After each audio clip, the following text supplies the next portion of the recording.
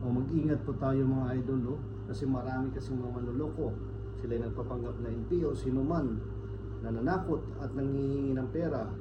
So ngayon ating makikita sa video.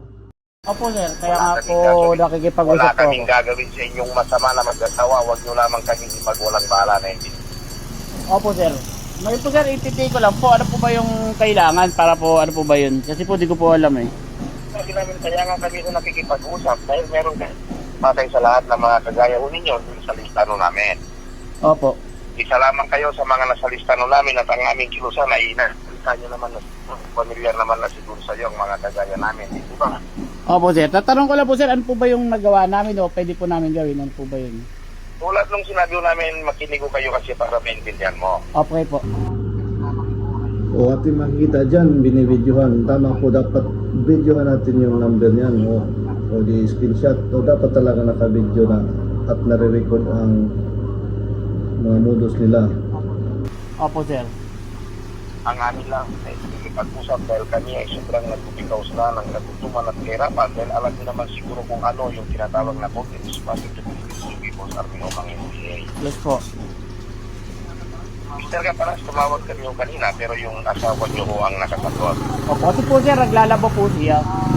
Ngayon po sir. Ako ay huwag na naman ko talaga pagsalita dahil pagsalita at pare-pareho ang aming hihingi na minsanan lang naman kami lumalapit sa mga kagaya ninyo. Yes po sir. Ngayon po sir, kasi po ako po ay simpleng tao lang at wala naman no, talaga kami malaking or wala po kami talagang ano, dahil kami po ay makikipagtrabaho lang rin po. Mr. Kapalas, yung tono ba yung pinagkakaitan mo ba kami? Gusto mo bang Hindi po, sir. mabuti na personal ka naming kunin para maintindihan mo ang aming sinasabi? Hindi po sir, ang sa akin lang po, sinasabi ko lang po yung kakayahan ko. Hindi ko naman po sinasabing hindi kayo Hindi mo ba pagbigyan. naintindihan na pantay-pantay at pare-pareho ang aming paglapit at lahat ng mga katulad ninyo na nasa lista namin ay pantay-pantay na linalapit namin? Opo sir, bali Kung ngayon hindi po. mo ito naintindihan, baka mas mabuti na personal ka na lang namin kunin para wala ka ng maraming tanong at maintindihan mong mabuti kung ano yung aming inalahin. Yun nga po sir, kung gayon po yung ibig niyo po sabihin, ano po ba ang maitutulong ko at paano po ba ako makakatulong? Yun nga po ang Kaya ibig ko nung sabihin. nagkikipag-usap kami pero iniinterest mo yung aming pagpapaliwanag. Opo. Hindi naman po, hindi naman po. Kung baka po nagtatanong lang po ako, ano po yung pwede ko maitulong. Tulad mo nang sinabi namin kasi kayo malaki. Financial po. Okay, sige sir. Wala naman ko sabihin mo. Wala Opo. namin gagawin sa inyong magpamilya.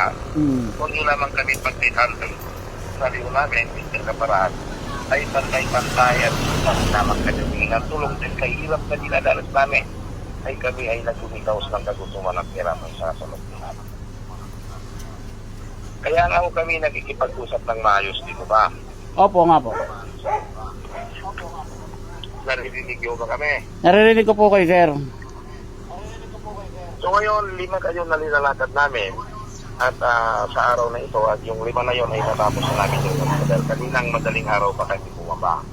Dalawa na lang kayo na kailangan ng daming tapusin ngayon at ang lang ay kaibigan mo at huwag na sana tayong magtagal dahil alam nyo na hindi kami pwedeng mag-stay sa isang lokasyon dahil ang daming checkpoint at akin pa kami ng atay.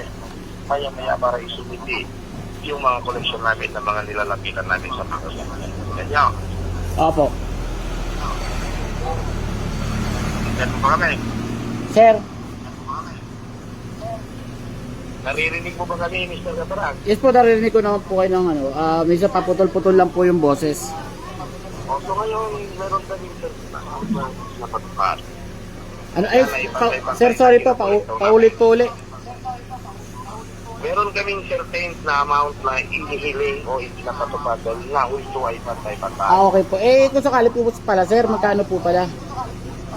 Yung aming certain amount na hinihingi, Mr. Kaparas, ay nagkakapango ng 30 mil bawat isang shop. 30 mil ho, bawat isang shop. Ay, first time naririnig mo ba yung aking ipinapaliwanag, ha? Yes po, bali 30,000 po yung hinihingi nyo bawat shop. Yun. Grabe, 30,000 po yung hinihingi. So ano po ba dapat gawin mo mga idol? Dapat huwag talaga magpadala ng pera. Bahala na kung sino siya. At dapat pwede mo namang i-block yung number na yan. Hindi na yung makakatawag. Pag di mo kilala yung mga number na tumatawag sa'yo, huwag mo talagang sagutin. Hayaan mo yan. I-deadma mo na yung mga text na mga pananakot na yan. Then, pwede ka rin mag-report kung saan pinakamalapit na pulisya sa inyo. Mag-ingat po tayo sa mga ganitong mulos.